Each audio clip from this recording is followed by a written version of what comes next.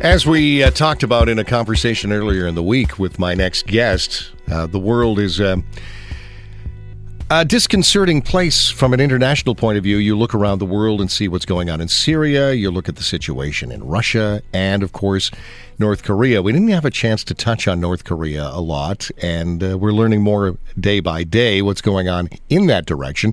Learning today, Japan is preparing to send several warships to join the U.S. aircraft carrier strike group that's headed to the Korean Peninsula. That comes as the Chinese president called for calm in the region in a phone call with Donald Trump yesterday.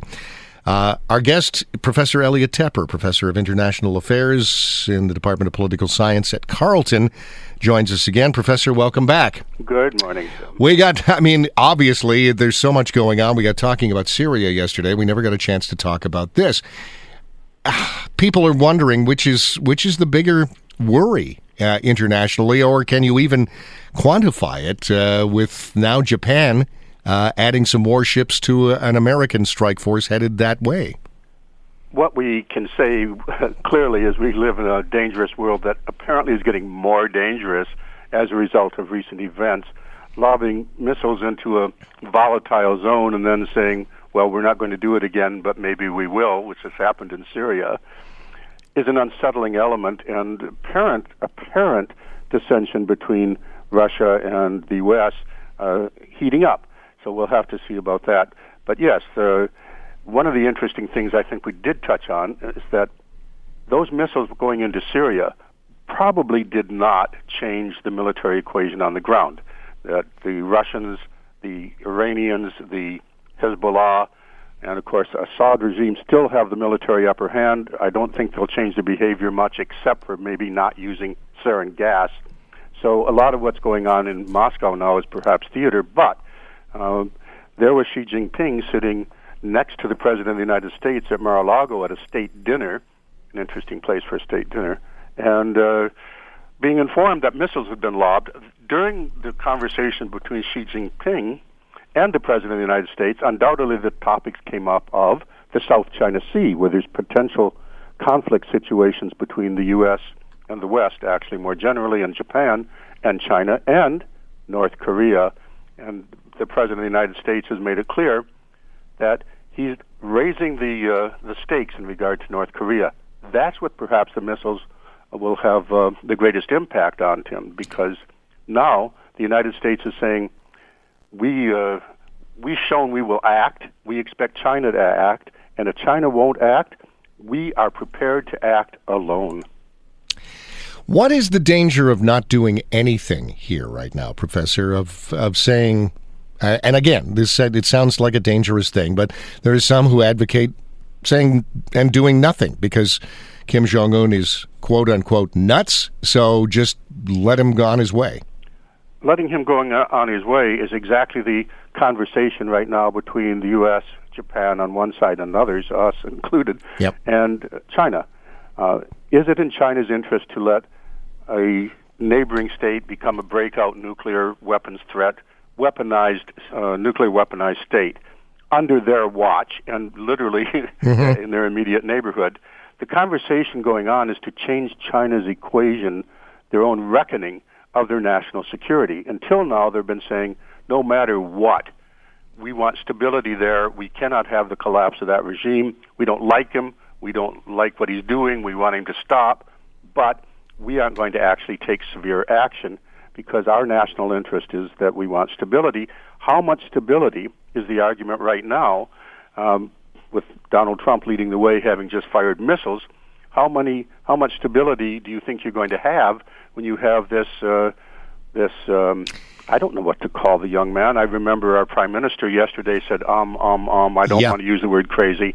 So we have clearly a destabilizing element when you have this rogue state right under China's, literally on their border, at their doorstep, threatening to become a nuclear weapon state, and it constantly threatens to use those weapons.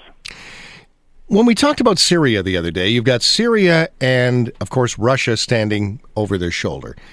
And you've got the American Secretary of State actually using the term regime change. Yet, when it comes to North Korea, that never comes up. You've got North Korea with China over their shoulder. Is it hypocritical to talk about regime change in one situation but not in the other? Well, if you're going for comparative hypocrisy, there's plenty of that going around for 100 years. Well, just on chemical weapons. 100 years ago, there were chemical weapons used in the First World War. They were banned. That chemical weapon was chlorine. Yep. But now, chlorine is not considered a causa belli. It's not. The U.S. won't act apparently over chlorine as long as it's only in a barrel bomb. Well, that's a weaponized use of chlorine, which is against the Geneva Code. So there's a lot of hypocrisy here. The question of China and North Korea is the crucial question right now in terms of East Asia and China's intention in the South China Sea. China's goal is fairly transparent. They want to force America basically out of their sphere of influence as they see it, the entire East Asian region. That includes Japan as well as South Korea. And they want to become the dominant regional power on their way to becoming a major, if not the dominant global power as well. Are the North Koreans close, do we know, to a reliable missile that could deliver a nuke? Are they still some years away from that, or do we know? A lot of professional debate over exactly that. Some of the estimates go, well, it's 2030, it's 2040, it's 2050, and others saying, no, they're within like 10 years or 5 years. The issue right now is having a delivery capacity, that's an intercontinental ballistic missile, and a miniaturization of the warhead. We know they have nuclear weapons, not just testing, but weapons.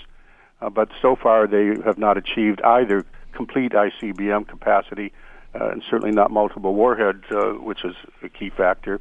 But they so far haven't apparently achieved miniaturization. The key thing, Tim, is they keep trying. So don't scoff at them because this one fails or that one fails. They learn from each failure. And from each failure, they move on to more testing and greater. They see their survival as resting on having a nuclear deterrent and the capacity to threaten their neighbors as part of their own goal for achieving greater, support. It's a weird way to get foreign aid, isn't it? But they want recognition, bilateral sit down with Donald Trump and other powers, and they're going to be a great power. And they're in their own mind, regime survival depends on having nuclear weapons and threatening with credibility to use them. Professor, a pleasure. Thank you. Certainly, Tim.